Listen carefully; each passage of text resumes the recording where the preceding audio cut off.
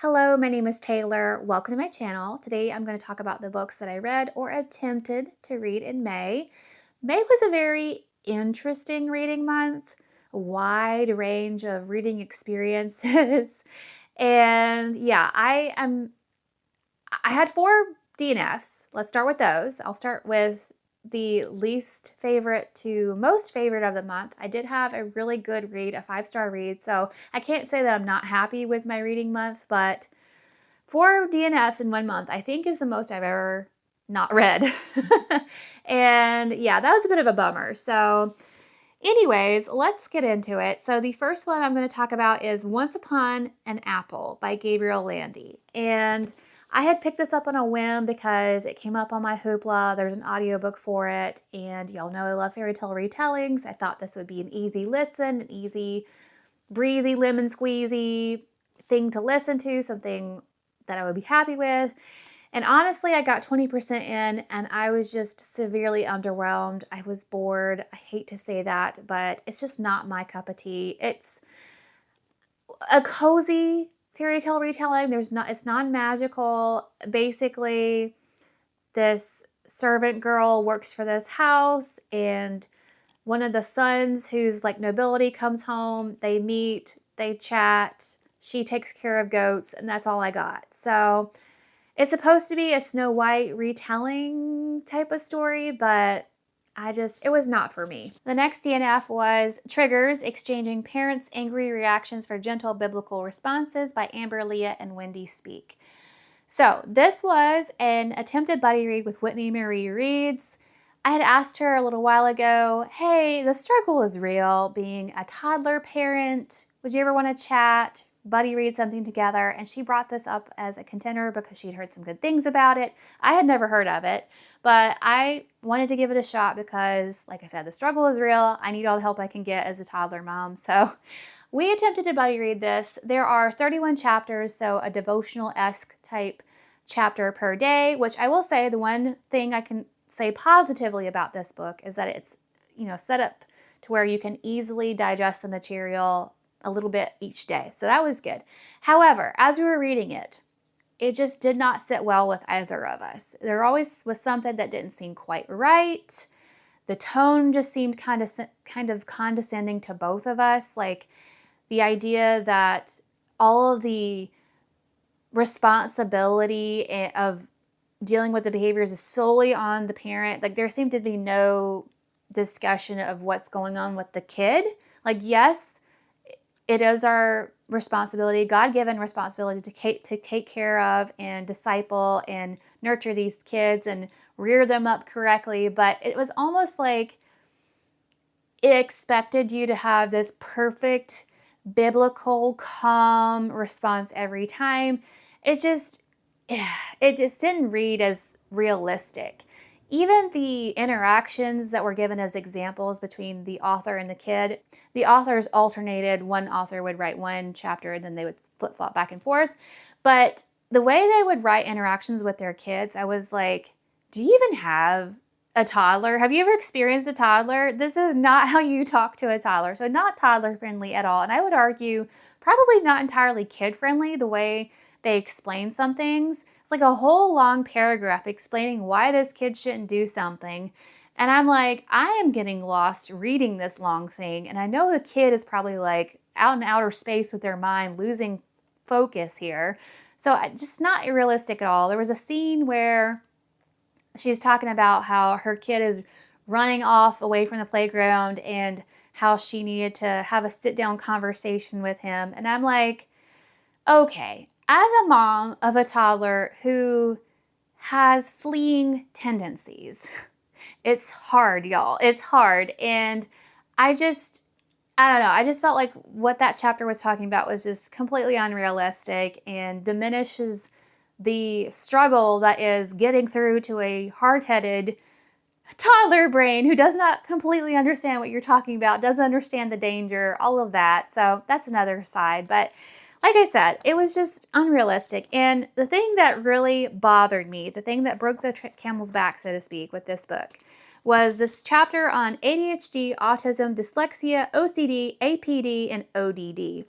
Now, I don't have a child who has any of these diagnoses, but I'm offended on behalf of these parents because the way that this was written, it just was almost like pointing the finger of shame at the parents. Like there is a scene that it talks about from this movie that I've never seen, What's Eating Gilbert Grape. And this has a scene of a child who has a developmental disability and the brother's like beating him up essentially. And there was this talk about how hopefully you aren't physically harming your children, but it's possible to be verbally assaulting them and emotionally abusing them. If you're harming them in any way, I encourage you to seek help from someone who loves you and your family. Like there's a lot more than just that, but that particular sentence especially really rubbed me the wrong way. I was like, okay, I don't like the way this is written. It just almost has this condescending finger pointing of shame to the parent, and I just don't feel comfortable recommending this book, to be honest. Whitney and I, we both DNF'd it. We both felt very similarly. I think we were only hanging on to it for as long as we did because we enjoyed talking with each other about it and how, what we thought about it, our own individual struggles as a parent. I think our enjoyment came mainly from our discussion versus this actual book. However, I guess you could take our opinion with a grain of salt because I have heard some very positive feedback about this book, but for us, it just did not hit the mark. So stay tuned. We are planning on buddy reading a different parenting book in the month of June, and hopefully that will give us some practical, useful, biblical tips. So stay tuned. Okay, y'all, so full transparency, my camera started to die. I'm borrowing my husband's camera, and I did not realize how quickly the battery drains. So here we are. I'm trying to keep going before the battery dies. So anyways, the next book I DNF'd was Calculated by Nova McBee.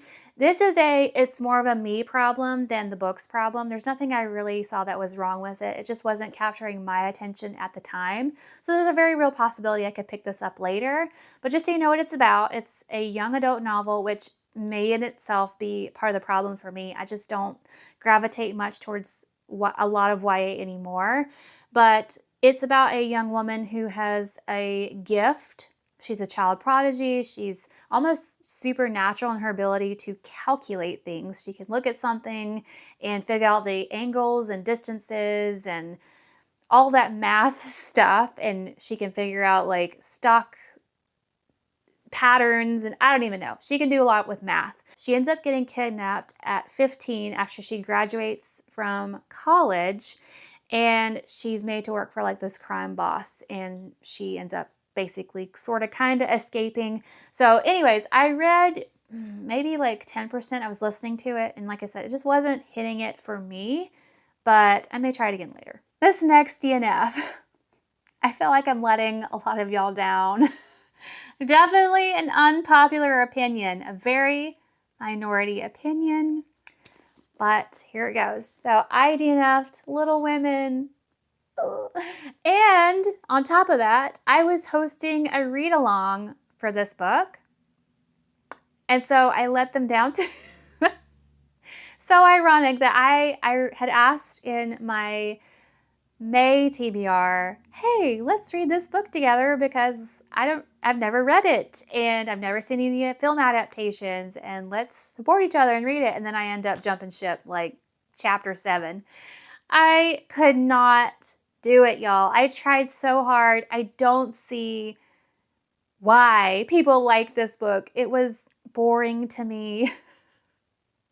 I feel so bad saying that because I know so many people love this book, and it's an absolutely beloved classic, some of people's favorite books of all time, and it was not there for me.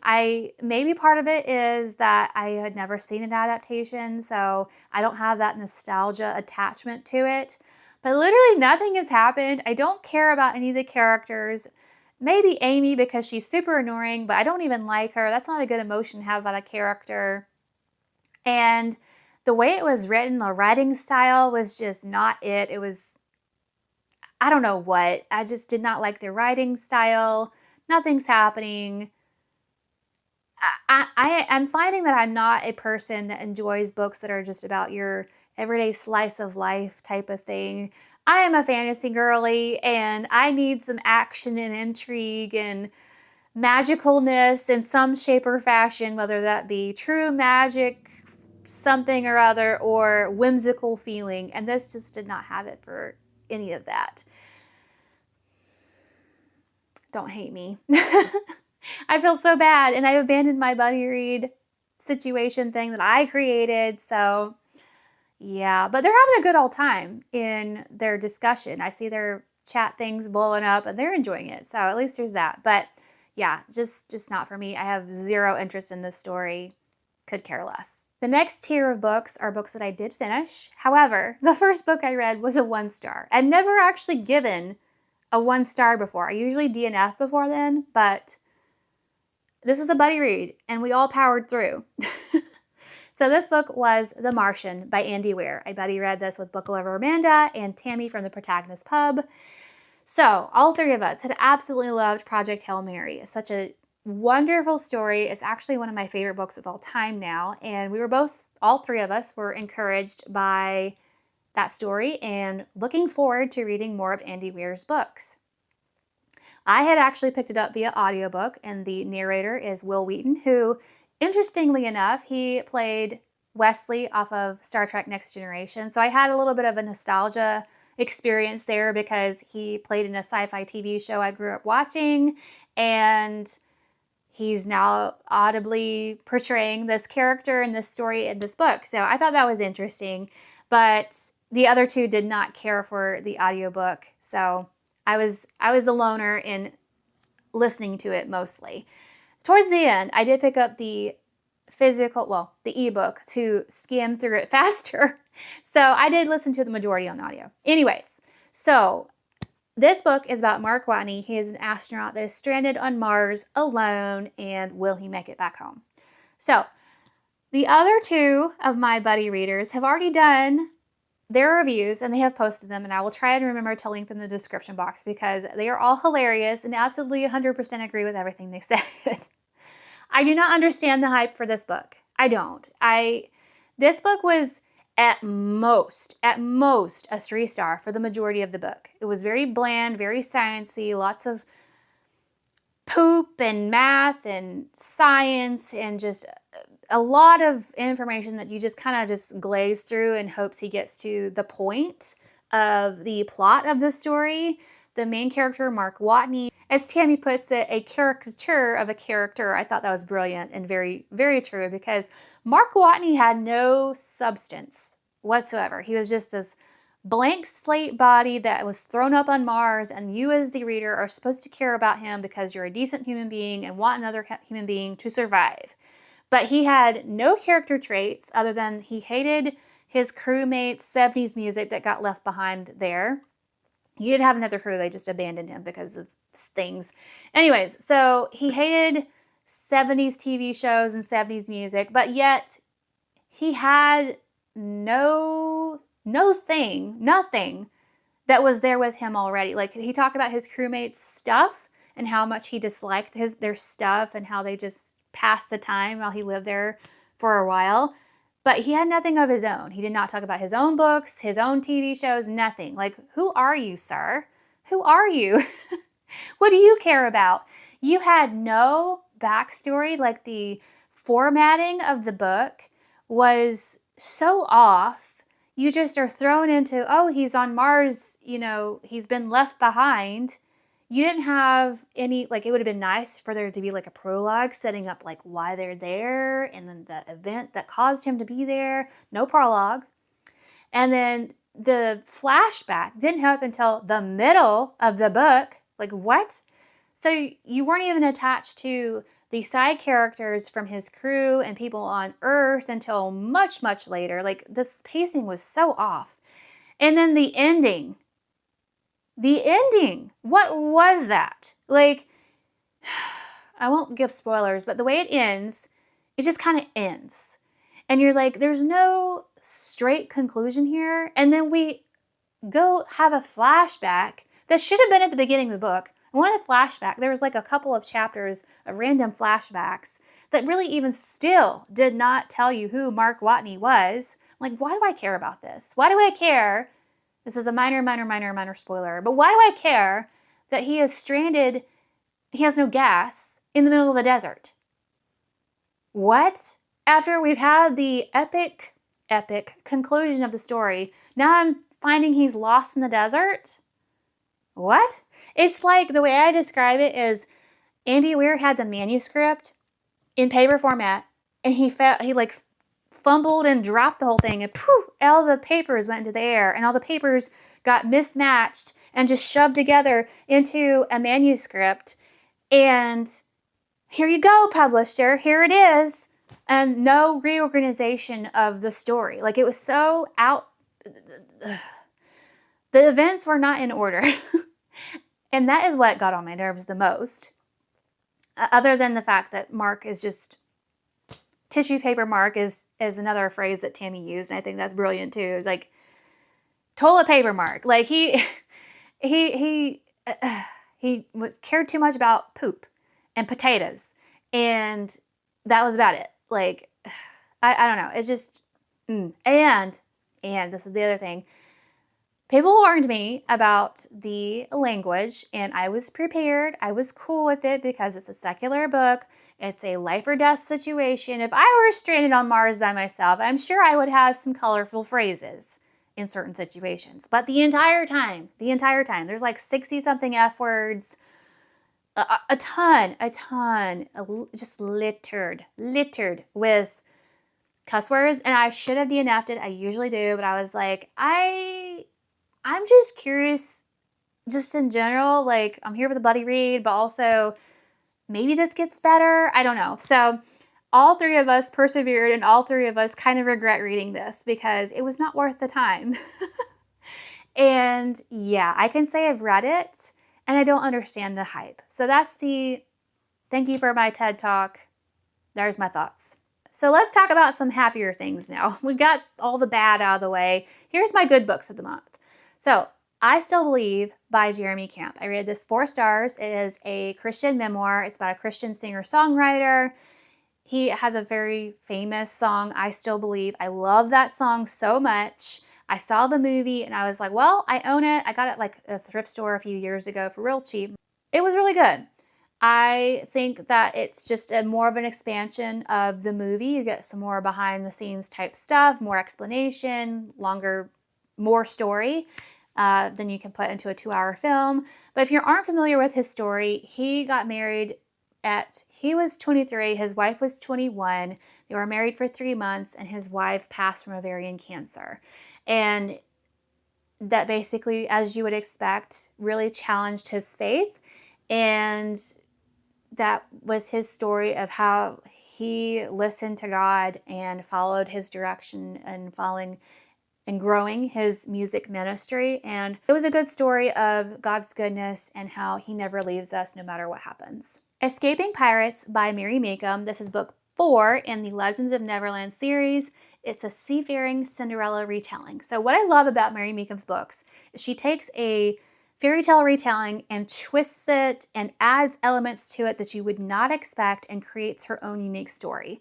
And I was very intrigued how she would put Cinderella and pirates together. And she did such a good job, as I was expecting. She never disappoints me. So this is about Elena. She is a merchant's daughter. She is taking responsibility over her father's merchandise. She's on a ship to try and sell the goods. Her ship gets attacked by pirates, and she is taken captive by the pirate captain, who has 2 daughters on board who are some pieces of work. And she is basically made into their slave. And can she escape the pirate ship? And where does love fall into this? So it was so good, such a good time. It was a palate cleanser for me because I read this after a very heavy book before, and this is exactly what I needed. It made me smile, made me chuckle. I loved it. Let's end this mixed bag of reading experiences with an all-time favorite. So, An Echo in the Darkness by Francine Rivers. This is book 2 in the Mark of the Lion trilogy. I'm reading this for Oshina's book club. And I definitely say that you absolutely must read book 1 before you read book 2, because book 1 ends in the most significant cliffhanger I've ever read. And that's what I was talking about with Escaping Pirates. I had to read that book in between book 2 just to have a bit of a breather, a bit of healing of my heart before I get to book 2. Book one, as I've mentioned before, had every single content checkbox you can ever think of because it's just so heavy and filled with sin that you're seeing out before you during this time of ancient Rome. Like, ancient Rome was just terrible. But book two, I don't think is as heavy as book one. It's heavy, but not as heavy as book one. Or at least it didn't feel like that to me. I thought this was more of a character-driven story. I'm just so invested in what happens to them, what their conclusion of their stories are. And this had such a picture of redemption and just wanting to see these people come to faith. And I'm just like, I'm here for this. The drama and I don't even have words. It's just such an epic tale, a great example of someone's gift that God has given them in weaving together so many facets to create a well-written story that's so complicated, and you're just in it to see what happens to the characters. I've never read anything quite like this series, and I am so thankful that the TBR jar made me read book one. That's why I read book two, and that Oshina did her Francine Rivers book club so I could have some emotional support buddies, because I've been talking with some friends who have been reading this as well. And yeah, I'm just so glad I read this. Wow, this was a ride.